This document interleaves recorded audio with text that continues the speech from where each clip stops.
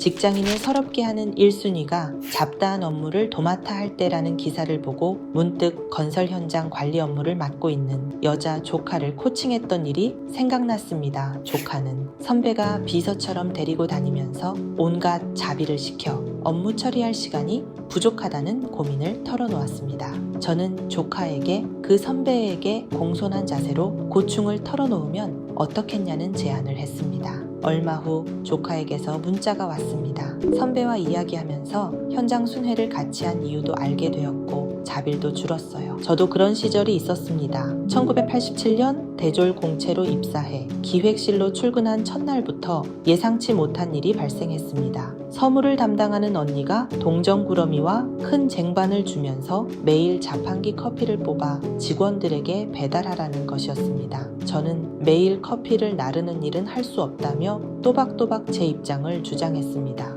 그 이후에도 부당하다고 생각되는 일이 생기면 시시비비를 가리는데 주저하지 않았습니다. 한동안 당돌한 신입사원으로 회자되기는 했지만 그렇다고 해서 미운 털이 박히지는 않았습니다. 그 이유는 눈치껏 부서의 잡다한 일을 기꺼이 했기 때문이죠. 복사 심부름은 언제든 즐겁게 받아들였습니다. 복사를 하면서 보고서 내용과 작성 방법을 익힐 수 있었기 때문입니다. 남들이 꺼리는 일본 신문 스크랩도 열심히 했습니다. 주요 기사를 자르고 분류하고 스크랩북에 붙이면서 상당한 정보를 축적하게 되었습니다. 이후 많은 사람이 일본 시장 자료가 필요하면 저를 찾게 되었고 어느새 일본 전문가로 통하게 되었습니다.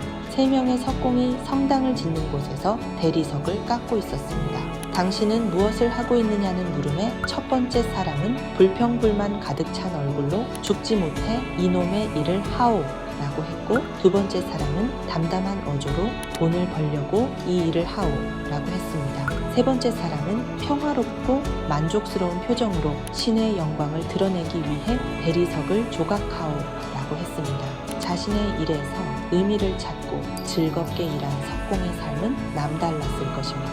회사에서 우아한 일만 할 수는 없습니다. 흔히 말하는 잡다한 일, 사소한 일도 조직에서 꼭 필요한 일입니다.